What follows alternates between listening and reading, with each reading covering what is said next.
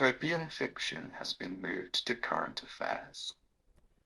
Hello, and welcome to episode 19 of Dystopian Fiction Has Been Moved to Current Affairs.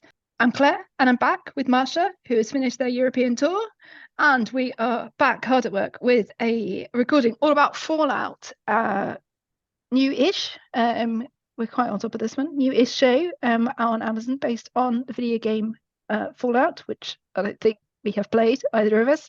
No. But nonetheless, we are going to do our best with the show. Marsha, do you want to tell us all about it for the benefit of our listeners? So to sort of continue with our ongoing theme of nuclear, war, and a lot of our episodes we've gone with Fallout. So in this series, it's sort of following this alternative reality, where there's a nuclear war in 2077, I think. That's the date. And it's kind of set in this. What did you say? It was like retro-futuristic. Retro-futuristic was the new word that I learned. Yeah, this is kind of aesthetic. Is what we're calling it.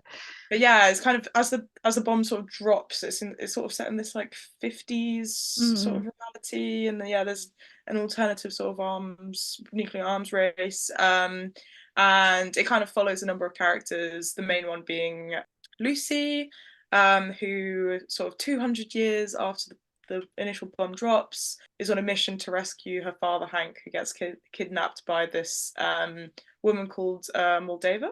And we sort of follow her adventures through the wasteland, as they call it, where she meets Maximus and Cooper Howard, which it took me a couple of episodes. We meet Cooper Howard in the first sort of half of episode 1. It took me a couple of episodes to connect the dots and realize he'd also come back. That was him in the later episodes.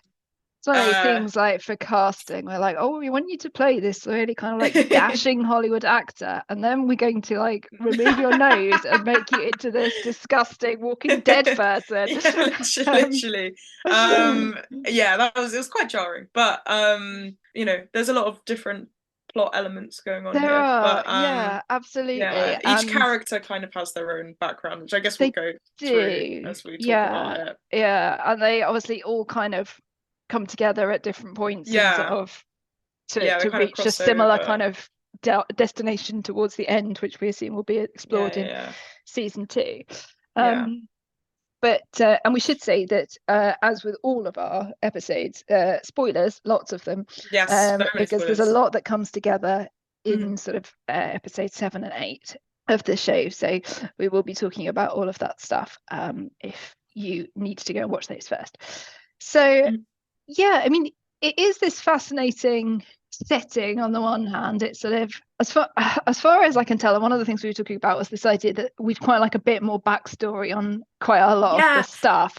We felt like there were a couple sort of, I don't know, gaps in the bits. We were sort of confused with how the science and the biology of there's the Cooper Howard becomes a sort of quote unquote mutant. No, that's what a ghoul. That's what they call them. That's what they call ghoul, them, which is a type of mutant, sort of. Yeah, exactly. I mean, there's things that you could sort of say, okay, well, if we just understand that sort of what they say about fantasy has coin and science fiction has credits, and that's the only difference between them. Those kind of things. There's a bit of this that kind of errs into that. You kind of got to give it the benefit of the doubt and sort of just like accept some things as you go along, even without the explanation. But I guess we'll sort of uncover more of that as well. I suppose they get away with some of that by the fact that yes, this is recognizably kind of our world, but it's also sort of this alternative version where I think, and again, I don't know whether this is kind of canon from the game or whether it's just stuff that people have said on the internet. But this idea, like after World War II and after like the stuff that we've discussed in like kind of from Oppenheimer through to Threads, I suppose, is sort of the time period we're talking about. But this idea that actually a sort of resource war between America and China that is with the growing nuclear arms race alongside that, and that this is kind of taken like the world back to a sort of 1950s vibe, because obviously that's the kind of post-war era, and a lot of the music, a lot of the soundtrack is 30s, 40s, 50s. Some really great tracks. Like so I need to give there are sort of the track list to listen from the soundtrack. Yeah, I'll put a few onto our playlist. Yeah, so it's got this sort of slightly kind of a confusing thing when you first start out, when they tell you, oh, you know, this is 200 years on from a war in 2077. You're like, well, hang on, what's going on? But they sort of want to get like the best of both worlds, I think, in terms of the sort of the different aesthetics that are created. And there's also, of course, in the wasteland, there's a sort of mirroring of the sort of Hollywood Wild West sort of thing, in the way that it definitely brings back the sort of cowboy vibes. I'd say, so, which again, you know, this is the idea that kind of Cooper Howard was making those kinds of movies that we'd associate with the sort of 50s and 60s in like our culture, but they're being made with a lot of the same kind of sort of issues being alluded to, like the Indigenous American guy who plays like small kind of generic Red Indian parts in the different films and things like that. So I've got very little detailed knowledge of Westerns, but a lot of generic knowledge, because my mum, who is of the era, I suppose, huge fan of the Western genre. So my exposure is massive if my actual knowledge is limited. So we get that kind of whole vibe, but we also get quite a sort of, I guess, I don't want to say typical, but quite a sort of the genre kind of nuclear fallout type landscape. Very, very much just sort of pure desert. And did you read that it's actually it's not on a green screen? They filmed it in Namibia in an actual I didn't know that, like landscape that looks like that. I did think it, you know, the series looks good, really. It does. I think it was very well done in a lot of ways. I think there was one bit right at the end where they were trying to make I was telling Claire that I didn't realise the guy who plays Hank, who's Lucy's dad, who she's trying to track down, is Kyle MacLachlan from Twin Peaks. But there's a bit where he you know, there's a flashback and they have to make him look really young, and it looks awful. I like, they put a weird filter over him. I was just so confused. It was very bizarre, but that's my one qualm with the effects and stuff in the series. But overall, it looks really good. Although I think, do you think we're going to get more of this? Because we've always seen, like, used to have the kind of like making people look much younger or older with sort of terrible makeup, and then we had like the kind of like, well, you just actually cast different people to play them at the different ages, and then you get things like in what's it called, the Game of Thrones House of the Dragon thing. There's like a cast switch between episodes, and it's the most confusing thing you've ever seen. The Maybe, young becomes older, just like but then they're talking about with Stranger Things, they're going to like filter the kids to make them younger, because it's taken them so many hundreds of years to finish making this final season. Literally. So that might look just as bad as Hank does. Those kids from Stranger Things must be at least 20 now, surely. Like they're beyond. Millie Bobby Brown got married, didn't she? So I think God, you know, so she's, I think, in her early 20s. Jesus. No. So I don't know. I honestly, I was a bit shocking, just because I was like, it's pretty terrible effects here, and like on even just TikTok has such like much better filters going on in there. I was like, I could do so much better. I don't know. Probably. I suppose there's a safer bet if you want somebody to live for 200 years in your show, that you just turn them into some sort of zombie thing with sometimes missing I don't really face mind. Parts. I don't mind the sort of like changing the cast sort of technique. Like, I think they did. This was my little guilty pleasure watch for the listeners, but I watched Queen Charlotte, A Bridgerton Story, which I thought was a really good series. But they like got an actress who actually looked so similar to the. Well, it can really be done, can't it? It really can. It really can. They literally looked one on one. Like I was fully convinced. I was like, wow, they must have waited 50 years between filming these scenes. But no, it was good. It was really good. But so that kind of aside, we've obviously got this long period of time, and one of the things that I suppose we see is that we learn, before we've learned kind of how it's come about, that people are living in these underground vaults. Yes. Which have retained some of this sort of same kind of 50s vibe to them, presumably because they've been shut down there for 200 years. American dream, but you're underground. Yeah, absolutely, that's right. And this kind of allegedly sort of meritocratic society that's going to retain the best of American values and be good for the world and things like that. Sort of ultimate responsibility to repopulate, absolutely. I mean, there's the bit, isn't there, where Lucy comes to Philly, this first sort of town she comes across in the wasteland, and she's asked, like, why is the mission of the vault important? She says, well, we're going to save America. And Wilson says, and when exactly were you planning on saving America?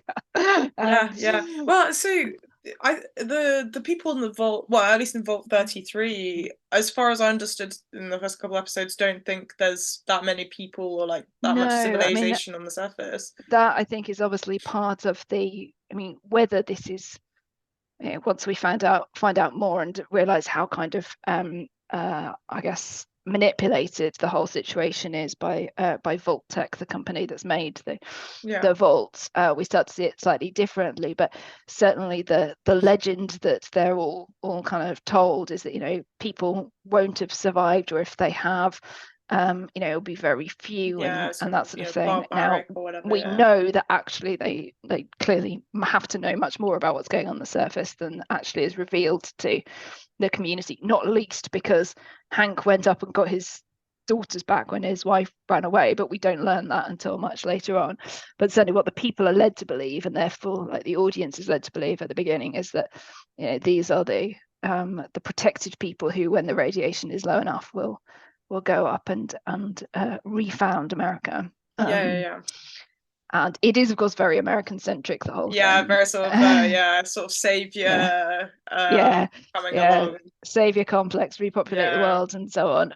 We never get any idea really about what's happening in the rest of the world, or even really in the rest of North America, to be perfectly honest. That's very true. I feel like that's what I want a sort of a spin-off for. It's like, what's going on in Europe, what's going on in everything's fine in Europe. We've just abandoned the Americans as a lost cause, as possibly is going on right now. Everyone else is fine. Like, America's just shut itself off. Exactly. Everyone else is living their utopic life in 2277. There's a film that I watched quite recently that it's probably not got quite enough for us to do a whole episode on, but it's called I think We're Alone Now, and it's got Peter Dinklage in it as a star, and it, like, the premise rests on this idea that he thinks he is the only surviving person from this plague. Everybody else has died in his on the planet. Does he think this? Exactly. Okay. So, like, there's been a pandemic, everyone's died really suddenly. He, for whatever reason, has not, and so he thinks that he's the only one. Medical mystery. Exactly. And has there's no communication with the outside world until somebody turns up. And it's like this slow realization that actually, lots of people have died, but there are lots of other people who have got natural immunity or whatever.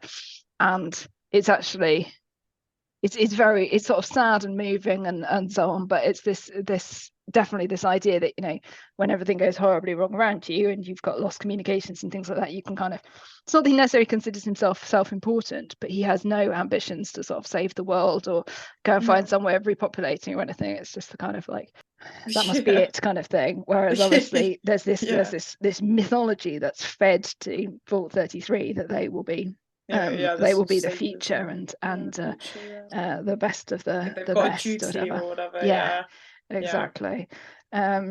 So, and of course, coming back to that idea of kind of like saving the world through procreation, they've got a problem, which is that they are it's the a very limited gene pool. Exactly. It's exactly the same issue as villages had where they used to trade their women to neighbouring villages and things like that, because they had to, because of the gene pool, you know, medieval times and so on. I think it's like the first episode where Lucy's making jokes. So she gets, and for the listeners, she's got a sort of basically arranged marriage with like someone from the vault next door, and there's all a big twist and whatever. But you know, as she's on her way to get married off, she's like, I'm so excited for the real thing, you know, like enough stuff with these like cousins. Like, oh Jesus. But yeah, that's also a very real worry. I know there's I was sort of doing a bunch of research, and obviously there's all these different vaults, and maybe in the next season we're going to see more of, you know, the different realities of these different vaults and stuff. But surely there's got to be one where they're really inbred. Like it might, I don't know. I mean, this is obviously, I mean, even if you imagine, so I don't know, over 200 years, so that's what, 6 or 7 generations, and there are like a couple of hundred people or something like that in one of these vaults, and even if they're not, none of them are related to start with. We obviously learned that there's only actually vault 32 and 33, because 31 is in fact the management suite, as it were. And what, so they have what, one person from vault 31 come every couple of years? 3 years. It's a triennial thing. So there's a sort of swap over at that point. Be interesting to do some biological maths on that, which I believe in your capable hands, to see whether they're inbreeding. But it is. I mean, the way that, you know, she has to set out all of her qualities, and it's just like working with so many sixth formers. How much does it feel like writing like personal statement or whatever? Literally. I'm in this club and this club. And I do this in my spare time.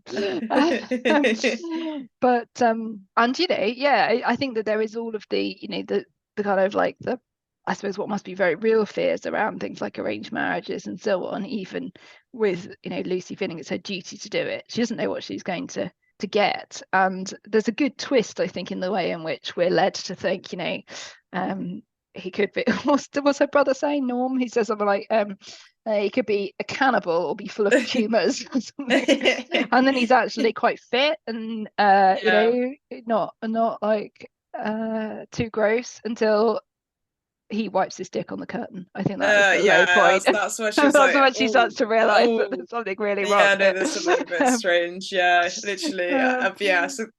So they turn out to be raiders. So, you know, there's a, this is one of the things that sort of happens, is there's a cover up of so what happens is Lucy has her wedding, marries this guy, find out that they're raiders from the surface, and they basically come to kidnap her dad. But there's been a bit of a massacre in vault, not 31, 33. 32 they're 33, 31 is management, 32 is the one that the raiders. I stand corrected. But there's this huge cover up of it. This is the thing, is like, I don't know how that was all achieved as well, just considering the fact that if Betty's the only, you know, that no people in vault 31 are actually, they're all cryogenically frozen, basically. This is the secret of the vaults 31 to 33, is that 31, everyone was cryogenically frozen. They're basically the management, and this is what was it? Buds. The middle management. I forgot to put this in the notes because I was like thinking, this is Bud. This is the concept of the vault I feel like we should talk about is that a vault tech, you know, is run by these people, these sort of, you know, the big tech guys, and you know, they're saying, you know, we've got all these different vaults, and the people at the top can basically bring about their own ideas of how a society should be run, like a little experiment, have these people be your little guinea pigs kind of vibes, and you can control what's going on. But so that's already pretty horrific idea in itself. It's just like, that's right. And right from the beginning, we're sort of thinking there's something else behind all this, but it doesn't, you know, the full extent of it doesn't become clear until towards the end. But you know, there's already something quite sinister about the sort of happy-go-lucky feel of Vault 33, isn't it? I mean, it's an interesting one with the raiders, really, because obviously we are there at the beginning, sort of being on the side of the vault dwellers and feeling like, something really bad has been done to them. They're sort of they're living their little idyllic life, and something kind of. Oh yeah, I've also misspoken, haven't I? It wasn't even the raiders in the first place. There was like a sort of deeper, there was a massacre in Vault 30. Well, that's also true, yes, because they found out the truth and all died and killed them. I mean, we didn't really get any answers, I don't think, as to how, again, another plot hole that me and Claire it seems to be, doesn't it? Yeah, it's leading us to this whole, there's more to it than we realize, but we don't get the whole picture of, are we supposed to think that they were, I suppose there's two things that are posited. One is this idea that they were sort of like so racked with guilt and horror at what had been done to them that it turned to violence, and everyone ended up dying. Then there's the fact that they've obviously suffered some sort of harvest fail going on there, but there's also this argument that if you keep people together closed into a small community with nowhere to go for like rats in a maze, they will kill each other.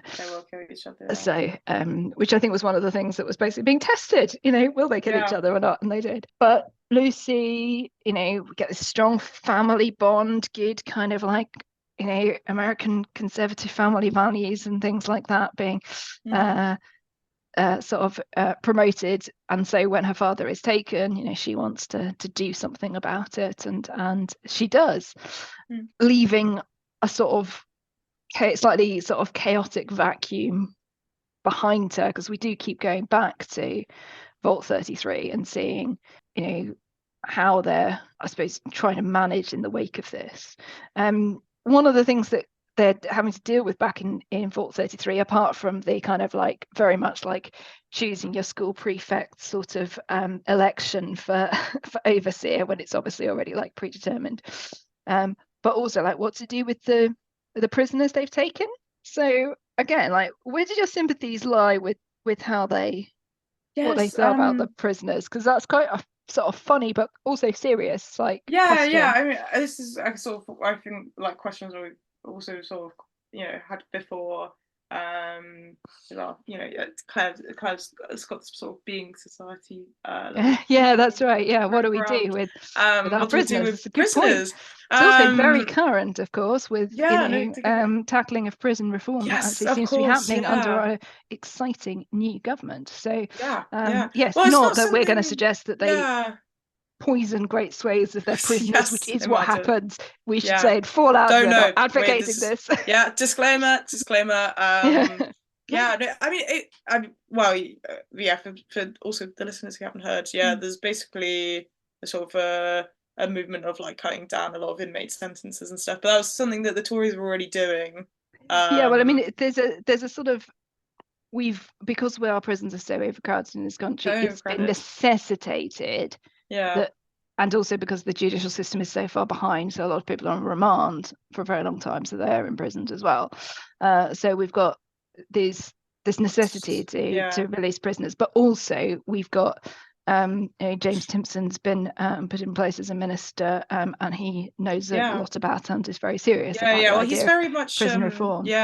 Prison reform. Again, he was owns the chain Timpson's, the Kikos, which I think I don't know, it's well, we need to have a proper talk about we will, I think, talk more about this as we talk more about sort of like ideas around sort of penal systems and so on. But one of the problems, I guess, in Vault 33 that we learn is that they don't have a penal system. They have a system where normally if you do something a little bit wrong, then you get demoted from your job, which means that, what's his name, Chad, the cousin, he gets demoted from gatekeeper. He's very upset. No longer gatekeeper, and they don't know what to do with Norm because he doesn't like any of the jobs lacks enthusiasm for every single job, which, considering what they are, you kind of it's fair. So, I mean, so they sort of play around with the idea of sort of reforming these prisoners, integrating them into their society. But then there's the sort of bad news that hits, that they also don't have enough resources to maintain themselves for longer than 2 months, and that's excluding the extra prisoners that they do have. So, there's the question of what is there really to do? I mean, it plays out as this kind of comedic bit, because it's the bit where Woody and Reg are sharing kind of interim overseer jobs in this sort of like two-man comedy show. But Woody quite rightly says this, we can judge a person under society by how they treat their enemy, and here we are with 16 highly violent individuals incarcerated in our temporarily repurposed reading room. It's an ethical dilemma like nothing we've dealt with before. Reg, so like, personally, I'd say it's more of an ethical opportunity to demonstrate to the surface dwellers and to each other what we mean when we say we're going to build a better world. And that gets into this whole like thing about I could teach them Shakespeare, and then we can move on to Marlowe, and someone else is like, I think they need it might be a bit complex. Moral philosophy first. I can do an introductory course on Kant and so on. And so I was like, I could do some calculus, and it's like, well, it's obviously it's funny, but it's also just like this complete condescension, this complete like superiority issue that the vault dwellers have. Who do you think did poison all of the prisoners? It had to be Betty. Is that the name of the woman who's the woman who's been overseer elected before. As the overseer? That's what they call them. Overseer. I like that. It's always interesting to hear what they call sort of like leader of the group. Exactly. Overseer, again, it's very like, I don't know, like factory floor sort of feel to it, isn't it? Like seeing a project through. I mean, even just like in groups, for the listeners, I'm a volunteer at this like children's camp that's affiliated with a different sort of trust that sort of runs the same thing. And the people who come along and sort of look after children were called volunteers, whilst for them they're called monitors, and even that has a very different connotation. And just like seeing that. I don't know. I find overseer an interesting one. No, for sure. So I guess that's one of the things that we see is obviously we see more of life in Vault 33 than the others. We do later on see Vault 4, and Vault 4 is interesting kind of for two reasons. One, because it's one that's alluded to in the flashback stuff, the idea that, they're going to have a vault completely overseen by scientists, scientist-led, scientist-populated, and so on. And it very much reminded me of that bit in Three-Body Problem, where she's like, oh yes, you give scientists absolutely unlimited resources and kind of like power to do what they want. It's never ended badly. And here we've got a community where they've basically tried to, what are they doing? They're trying to like make mutant human sort of humans with radiation, because it was in the when Howard Cooper's doing the sort of advert or whatever for Vault-Tec back in 2077. Those are the scientists that were experts in the effects of radiation on human DNA, which and sort of Claire were discussing. The way that they depict it in the show is not how radiation works at all. No, we all know how radiation works because it's been imprinted on our eyes by watching threads. Which was just sort of I guess what they're sort of trying to radiation proof a future generation by taking animals that have survived in the irradiated upper world and like hybridizing them, and what they've ended up with is like a giant axolotl with kind of fingers in its mouth. Giant cockroaches, which I'm totally believing. Giant cockroaches, I could see that happening, for sure. And somewhere in there, the ghouls as well. Yes. So do you think that was a product of like human? I don't know. Again, it's not explained to us, but no. So we were trying to work this out before, the biology of the ghouls and evolution before we started. So there's what's the guy's name? So in the show, there's Maximus, who's with the Brotherhood of Steel. Thaddeus. We'll get to that. Thaddeus, So Thaddeus, Maximus gets a squire called Thaddeus, and Thaddeus basically suffers a foot injury, and we'll sort of come back to that properly later with the Brotherhood of Steel and stuff. But Thaddeus suffers a foot injury, this random guy who sort of pops up throughout the series stumbles into him. He's like, I can heal your foot. Gives him this weird like drug, this serum through like a little inhaler. And then suddenly this serum just like heals his foot. Like you see all the bones sort of reconnecting and the skin sort of like coming together and like reattaching his foot and stuff. And then you see he later gets shot, or I don't know, he gets sliced by some arrows. He gets the arrow through his neck, doesn't he? When he steps on one of the booby traps. He just pulls it out of his neck, and the skin just covers over and heals. So, you know, ghouls seemingly have this sort of super healing ability, and the drug is meant to be radioactive. I think that's implied. So now he's certainly, and they seem to be, because I mean, like Coop can like drink the water and stuff like that, apparently, and without seemingly they need a consistent sort of like supply of these drugs to continue. Yeah, exactly. Or they become zombies. This is what I've understood. Basically, I think, you know, because when we see the bit where Cooper tries to sell Lucy in exchange for the drugs, the organ harvesting robot, there where we see the like different states in which the ghouls have become. Some of them are like rabid, and some of them still seem to like know who they are or whatever. But yeah, they're like, I think it gets called chem, as in CHEM. The drug that they take, that was I read that, but also they keep saying like, do you have any vials? Do you have any vials? Like, of the chem.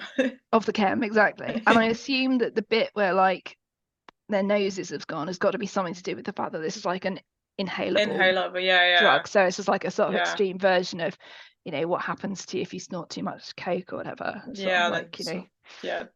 But like your whole nose goes. So I don't know. That's such quite horrific, isn't it? But it does mean that, you know, Coop, who can make lots of money because he's lost all his like moral, he's a good bounty hunter. Doesn't care about anything.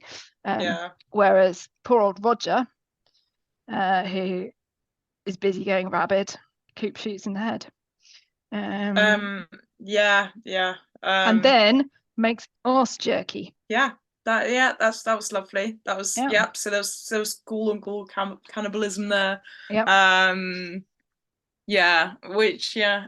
a lawless land, the wasteland. That's true. That's what they kept telling us in the series. And it's one of the things that we really see is that lots of references to lawlessness, and then this thing where I don't think I wrote it down, but there's a quote where so Lucy always like quotes the golden rule, and she's like, you know, do unto others as you would have done to you, and so on. They definitely infantilize the vault dwellers, which I was saying to Claire, I feel specifically uncomfortable with Lucy as a character, just because I feel like, you know, she's got that born sexy yesterday sort of trope going on. Like she's really pretty, kind of, it feels like she's set up to be taken advantage of. Surprisingly, she's very self-sufficient, which I'm like glad they give her that sort of character trait. But I was saying to Claire, like, it is that thing that they've got this very attractive female actress to play this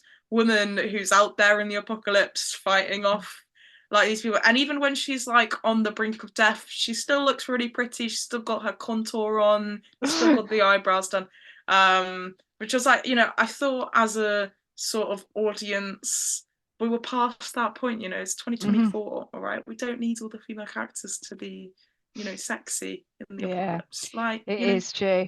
I was thinking about this with part of my ongoing, you know, dystopian research. I've been I watched all the Divergent films, and now I'm reading the books. And one of the things that you notice in the book is that repeatedly we're told that you know, the main character is not pretty, and yet of course she has to be stunning on a screen.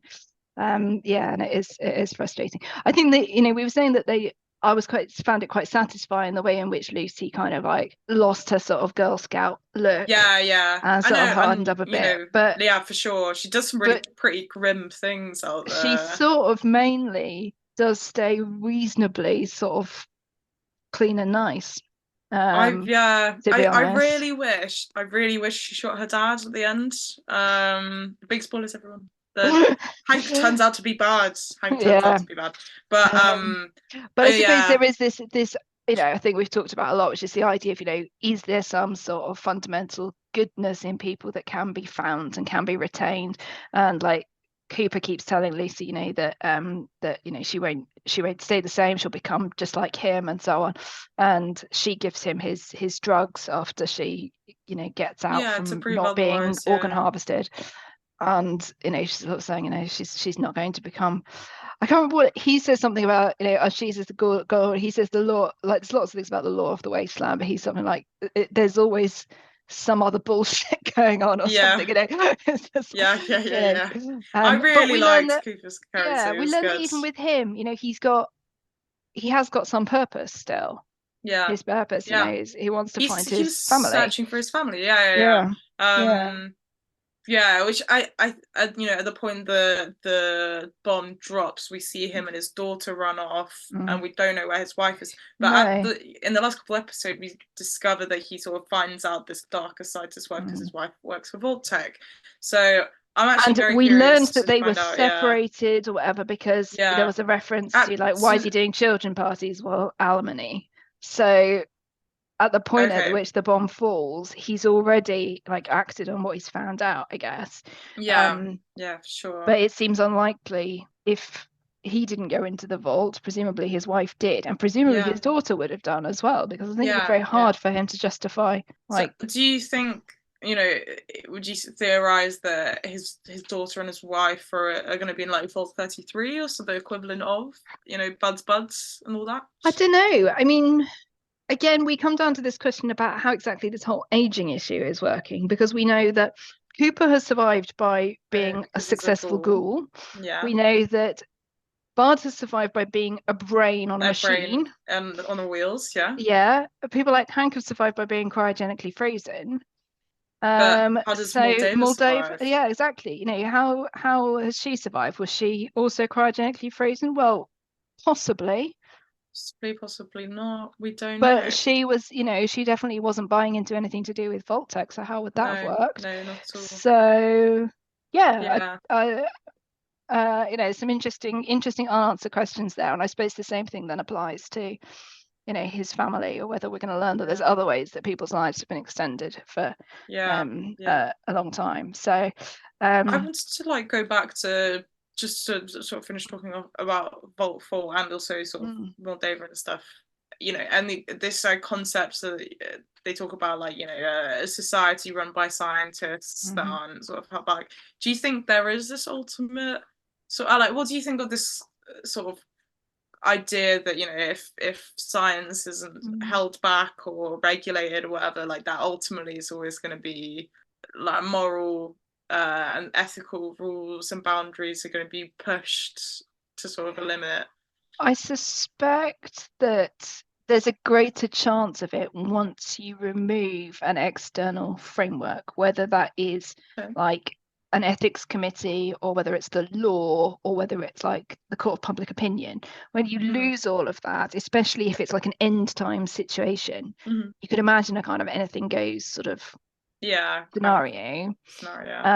Not because I think there's anything kind of like, implicitly wicked that all scientists will go mad. When we lock you in a vault, Marsha, I'm not convinced that this is going to be the end of what occurs. But just in a way, I think with any I suppose it's one of the things that's really explored, isn't it? If you take away the social contract as we have it, whether that's in the sort of unlimited scientists do what you like, or in the sense of there being no government, no police or whatever, whether we think society will automatically always fall apart.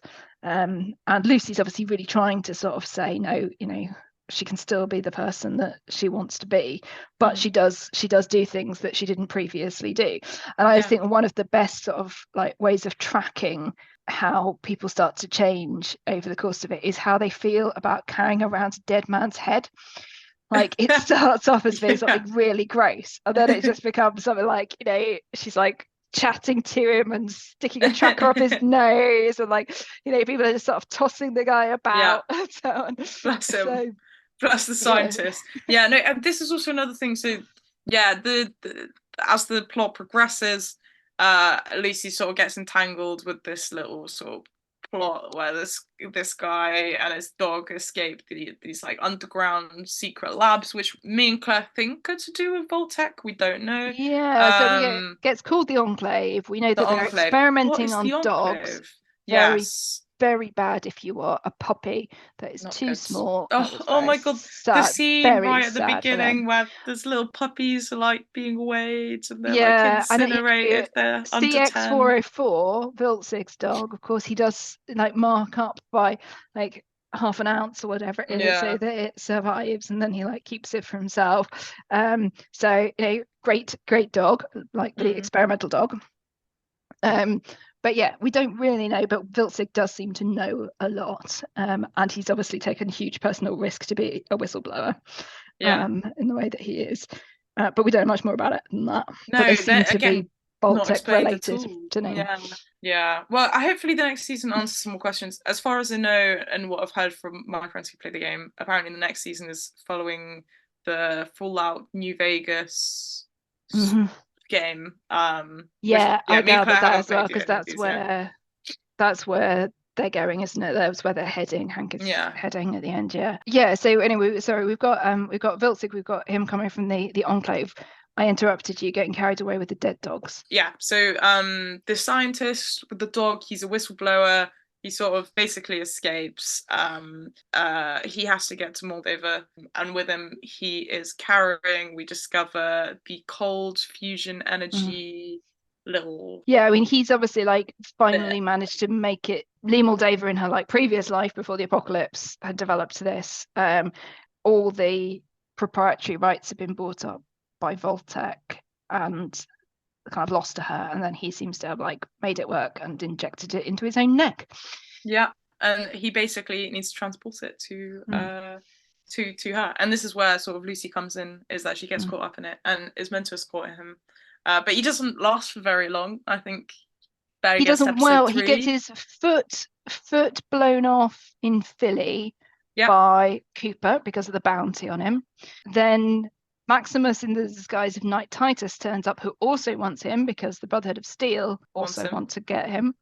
But the Brotherhood of Steel, I don't think they are actually with the Enclave. Again, me and Kyle were discussing this before the episode started, but because they were like, we can have infinite power and therefore... That's the thing. I think this is all about... No, I think this is all about... Well, people keep saying this will give us power over the wasteland, which of course, ultimately in a resource poor society, we are talking about, if it was such a thing, cold fusion, I mean, it would change the world. It would change everything. Oh yeah, for sure. And it does tie in really with this whole kind of like theme of how profiteering underlies so much of what has happened in this kind of post-apocalyptic arc.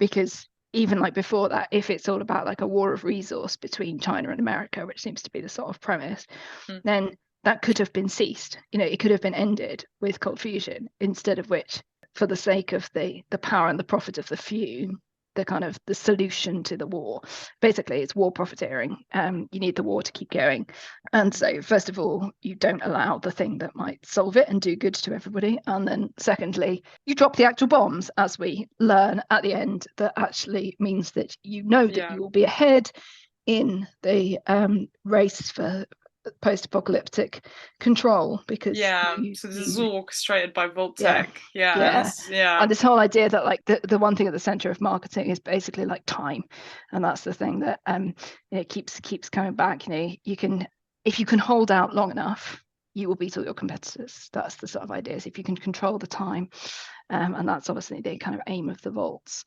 And I guess to sort of ultimately sort of having this global hegemony on. Exactly. Shaping the world into what you want it to be. This is the thing that I think is really ironic, is as we were introducing the series at the beginning, is that Fallout is made by Amazon, which is basically the in real life Voltec equivalent. And exactly. then they're making this like sort of game that critiques these like huge global empires of a company. Basically, it's like the everything company. Yeah, so true. And it's I think so ironic. We get these different factions that have obviously formed, but we've got this idea that, as I think we're going to see more in the next season, that Voltec is still sort of pulling all the strings.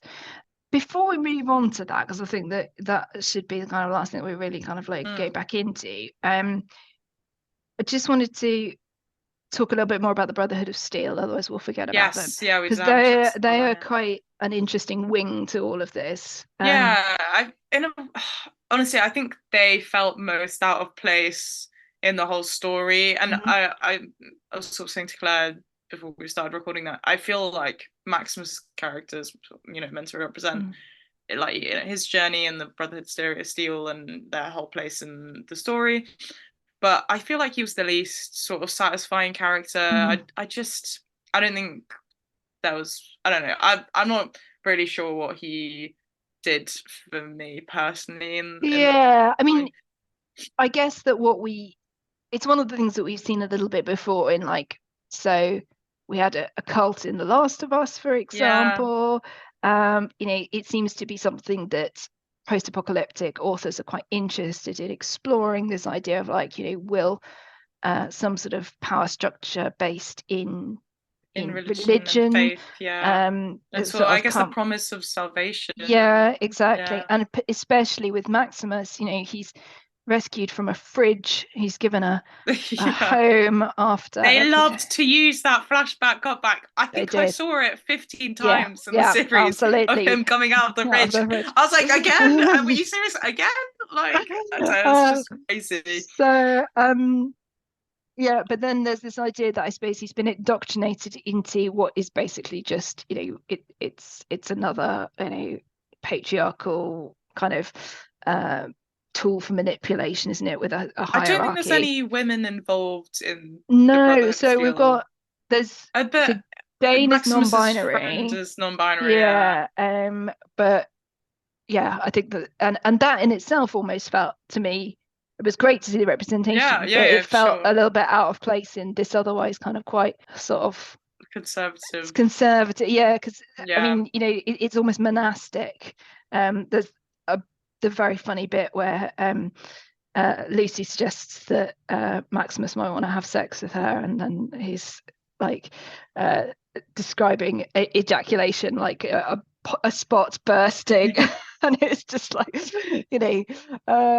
but then this complete like it's like chastity and so on. So I guess the point is like it's an alternative. Like maybe it's meant to imply that non-binary people are always kind of accepted as like just a sort of reality. Absolutely, I think which is nice. It's nice. I just think it's such a juxtaposition, and I feel like for us as an audience, it's like the to have one thing, this sort of society, the Brotherhood of Steel, to be so conservative, and then this thing that's so kind of like I don't know, it's very like non-binariness is a very like out there idea for a lot of people who think the way that the Brotherhood of Steel would be, but it just feels it does feel strange within something that seems to be based in a very kind of like macho idea of sort of masculinity, going back to all those kind of medieval ideas of the knight and the squire, and again the knights in their big metal armor thing that we were saying is like seems to be quite a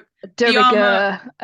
Speaking of like the quality of the series, it did look like it was made out of cardboard, I will comment, but I can also understand they did the best they could, to be fair. I don't know, I mean, I was saying that I watched this terrible film that has been quite popular on Amazon as well, I think, called Atlas, with Jennifer Lopez in, I think it was. How much this has stayed with me. I literally watched it like 2 weeks ago. But it's the same kind of idea about like having a robotic suit where the AI syncs with the human, and like the robots have risen up and all this sort of stuff. And it was very, very kind of swish in terms of its effects and the quality of the suit and things like that, but didn't make it any good as a film. So I didn't care about the growing relationship she formed with her robot at all. But so in some ways the sort of the functionality, the kind of reverence for this kind of tech, when it actually, to be honest, causes Maximus like as many problems as anything else. Titus is obviously completely pathetic inside his metal suit. Yeah. I was completely on the rabid bear's side, to be perfectly honest. Yeah, Mutant bear. sure. Yeah, Mutant bear, here fine. we go. No, but it's that question, would you rather take a man or a bear in the woods? Mutant bear, please. Mutant bear compared to the knight. I'll take it. Thank you very much. Yeah. That's the question here. But yeah, no, I think I felt very disenchanted with the whole like knight thing. Yeah. Even with Maximus. I think I'm just a Maximus hater. He was unenchanting. I think, I don't know, it was interesting because obviously, as Claire was saying, this, the Brotherhood of Steel is meant to be this sort of like, knight squire sort of, patriarchal sort of thing. But like Maximus is pretty like ditzy. I suppose the whole point of the squires is that they are, and we're told, it says like, oh, we've got loads of squires, they're completely expendable, whatever. And basically like, he's offered power because he has the potential access to the head and so on. So there's a lot of manipulation that goes on with him. And I feel that he does finally sort of start to see through kind of the cult in which he's been brought up, and he does like go back with the fake head, which is quite clever for buying a bit of time, really. Realizing that one dead head looks quite like another dead head. So especially after it's been like hauled about and put inside a enormous axolotl thing and all this sort of stuff. It's looking pretty rough. So I feel that he was deeply annoying, and I think that I don't think that Lucy and he are gonna last in any way. No. But there was something. I guess he also served as a bit of a foil for the sort of like, what happens when you put somebody who's had a really rough time into that's true. Something that's like true. Of like maybe I'm giving him a bit too hard of a time, to be fair. But I do. He does do a lot of foolish things, and one of the things is his kind of reverence for the suit, which then like he gets like stuck in the wooden steps. I think he literally does so much more outside of the suit with a gun than he does inside the suit. Like, I suppose the other thing that he does serve for is that he understands, I guess, the limitations on like Lucy's naivety with respect to trust is something that she hangs on to for a really long time. And I guess he, whilst as it were like wanting to see the good in people like with Lucy, at least a bit, and having friends like Dane and so on, he gets it when they cross the bridge with the fiends on the other side. He realizes that however good her strategy seems to be, this is going to end up with people being dead. So that kind of leads us to the sort of last bit, which is the sort of revelations about Vault-Tec, and also the realization about Hank and what happened to the New California Republic, and as it were, what we realize is the second bombing, the bombing of Shady Sands. I mean, we don't know all this much about Lee Muldaver, but what we learn is the fact that she was basically behind doing what the Vault dwellers are supposed to have done. She relaunches an American idea, and sets up a successful city, which is Shady Sands. Indeed.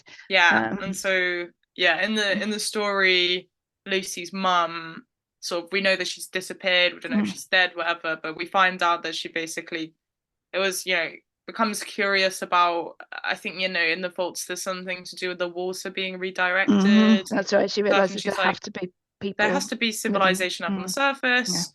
She takes it up with her husband Hank, and he's like, "No, you're crazy." So she basically takes her children and runs away, and finds the city, and this is like where Lucy's memories of sort of this like field. That's right. That she thinks she thought that she'd been she'd been kidded into believing it was the sun, and it wasn't, but it actually was the sun, because she had actually been there. And what we realize, I think, at that point is like the final moment in sort of like Lucy's realization that it's not about saving the world, it's about putting people like Vault 33 in charge of the world, with people like Hank overseeing them, people like Bard overseeing Hank, and then the next layers up from there in terms of Vault-Tec. my other question was Lucy's friend, who then gets with Chet after her husband, the one-eyed one. So she was also from Vault 33, so she must have been back from that time as well. I don't know. It's all kind of coming together for me right now, but that's right. So she you realize like how much sort of like influence and so on those different people being inserted had. I suppose we're just starting to see into the kind of like the framework of how this works. You've got something like Vault 4 where they seem to have broken away from the original protocols. Obviously they've got a whole load of kind of mutant type people. The guy with the eye in the middle of his face, like, lots of people have one eye, it's usually on one side. But they are taking in people from the surface, and you know, when they punish Lucy, it's like to send her back to the surface with all like these surprise like 2 weeks. We see kind of like, I suppose, different reactions in this way, but Hank's version, which is like very much to stick with this idea that there can only be one future, and it's the Vault-Tec future that was planned, means that he destroyed what he was supposed to be behind, the idea of a restoration. Hank is a mass murderer, and he nuclear bombed all this huge big city, and so he's grand, and this is why Lucy pulls a gun on him at the end. He's like trying to manipulate her, being like, you know, I'm your dad, you know, this is the right thing to do, or whatever. But and I guess this is one of her, like, again, this kind of ethical dilemma about, you know, how you know, will she reduce herself to being, you know, like him, or indeed, and I think this is one of the things that hangs over like Cooper's sort of argument, they're basically, you know, the same. And there's a quote from quite early on where Lucy first meets Vilzig, and he says, if you insist on staying, then you will have to adapt. The question is, will you still want the same things when you have become a different animal altogether? So the idea that this is like a mutation process, and she is kind of trying to resist mutating from the good things about Vault 33. So we've got Lee Moldaver getting the head, starting cold fusion. We learn that she was leading Communist Party meetings, but we also gather that like communism is not, she says she's not communist, she's just not Vault-Tec. You know, she says communists is what they call people who aren't crazy, or something like that. And the idea of basically, and I think that this is something that, you know, they take the whole kind of like thing from the, you know, 1950s through to like, and again in like the 1980s, where, you know, they kind of like anybody who didn't seem to hold capitalist American values was known as like a red or a commie or whatever. In this particular kind of like alternative history, we know there's been a further war against the communists and that sort of thing, but there's still quite a lot of labeling of people basically who don't agree with this privatization of the apocalypse which is going on, and Vault-Tec. And that's how Cooper finds out, eventually spies on his wife and learns that she's basically part of a kind of like cabal of private corporations who agree to invest in the end of the world, knowing that it's a guaranteed investment because they're going to blow everything up.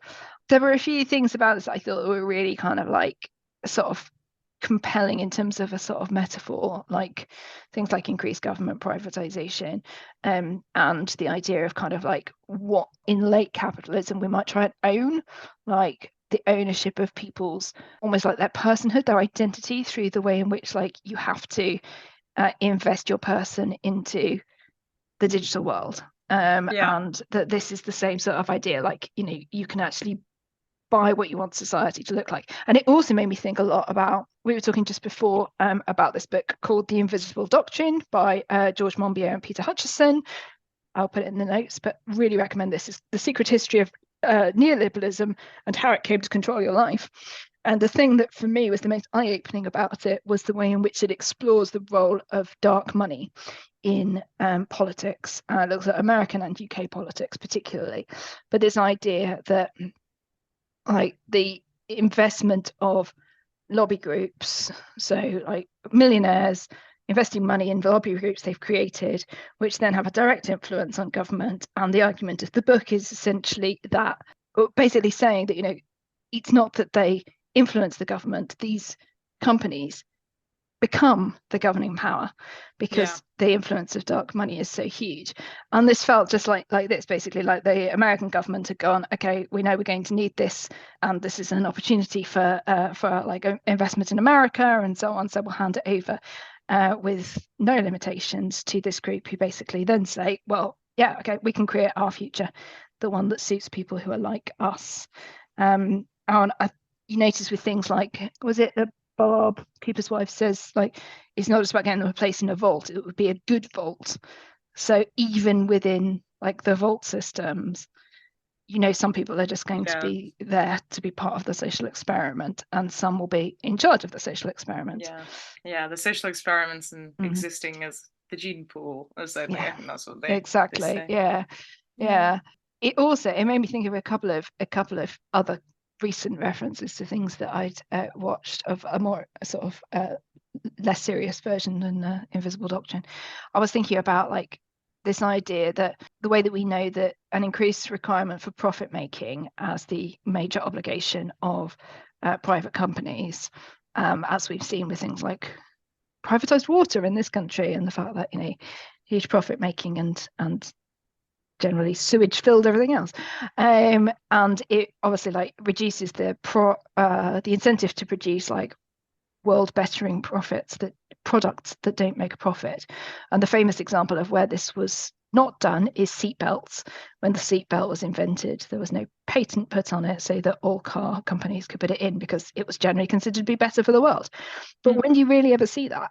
So for anyone who's watching New Amsterdam on Netflix, in season 4, there's a really good example of this, where a girl in a science fair creates I've got no idea about the science behind this, but it sounds really like cool as an idea. Basically, they've got technology that can detect infection in suturing, and she's basically said, well, you can't afford that with all the tech if you're in a developing country, but you can get the same impacts in terms of pH on the colouring of a turnip, and everyone can afford a turnip. So she's basically, this was her science fair project, and the whole concept was, well, the company who ran the science fair is like, well, they now own the rights, and they wouldn't ever put this on the market, because although it will benefit millions of people, this is something that will be very, very cheap, whereas they've got an expensive digital version on the market. So they're never going to sort of self-compete. They're never going to put this cheap thing on the market, even though it will save lives. And then for the sillier example, in the latest season of Doctor Who, with Ncuti Gatwa, definitely recommend. It's got some very stupid episodes, but there are a couple of good ones.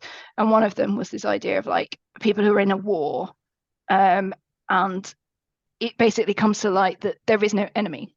The idea that they're fighting somebody has to be perpetuated by the company that manufactures the weapons. And so it's basically a simulation of this, so they continue to invest in war. And so that made me think of this as well. Most seriously, why are there no dogs allowed in the vaults? This is what makes Cooper most greatest injustice, actually. Downward bolt tech. I mean, the point is obviously like limited resources and things like that. But the same in the Hunger Games, they have to sneak the cat in. No cats allowed in District 13, but they do get the cat in. I think that Hank was quite right to realise that no, not Hank. Cooper was quite right to realise that this was the first sign of something very sinister going on at Vault-Tec. Very true. Very true. But So, what do you think is going to happen? Well, okay. Because we don't really have we've got a lot of bad guys, right? So the sort of the series ends on this really very like almost a hopeful note where they got the cold fusion hooked up, and it basically lights up this whole city, which it lights up all of Shady Sands, I think, or the remnants of it. Or their new their new version of it. So it lights up the whole town, but then like everybody's dead. Yeah, everyone's dead. So the hopeful, unhopeful, the Brotherhood have wiped out most of the New Republic people. So quite a lot of them have died as well. Yeah. I mean, so Cooper's like, okay, I'll come take you to reveal the truth / search for my family. Yeah, I think, which makes sense because he obviously thinks like if he's going to find out anything about his wife, it's going to be at the Vault-Tec headquarters. Yeah, Lucy wants to know more. Also, Vault-Tec headquarters. Yeah, I mean, it does make sense. Maximus is being proclaimed a knight because everyone thinks he killed Evil David, even though he didn't. Lucy has mercy killed her mother. Yeah, that was quite horrific, actually. Her mother was ghoulish. Very ghoulish. Bits properly dropping off left, right, and centre there. That was quite horrific. So, yeah, I don't know. You're right. There were sort of and poor old Norm, who has discovered Vault 31, is having to wait it out in a cryogenic pod because frozen. Bud won't let him out. Yeah, Bud, what the hell, man? Yeah. So pretty messed up, bro. True. I guess Hank's gonna get hunted down. He's gonna maybe like blow something else up. We never know. Yeah. I mean, he's in a suit with no head helmet. Part. Yeah. Plus, we also know from Cooper that they have a fault in them that was never fixed, which is a kind of good reflection on sort of shoddy tanks and things like that provided to the military. So I suppose that when we start to think about what is the right way to handle things after the apocalypse, you feel sorry for Lucy in a way because she's been complicit in something without knowing that she was complicit in it. So I suppose that for her there's both a kind of like realization and presumably a desire for some sort of like redemption. But were you convinced by the revelations about Hank being as bad as he was? Well, I feel as though, because Hank was back in the day a secretary for Cooper's wife, I think. That's right, yeah. So it kind of, I feel like, I don't know, like maybe it's also sort of got that, Vault-Tec hive mind, I don't think it's specifically Hank. I think it's the way that all of those sorts of people involved would absolutely. People say because with Bud, he's got that sense of like much greater sort of importance than he actually has. Like it's all kind of like jargon and kind of like office bullshitty kind of stuff and so on. So you can sort of see how his program and his sense of its self-importance would rub off on these kind of really middling kind of people below him, who are then given power the way that Hank is given power.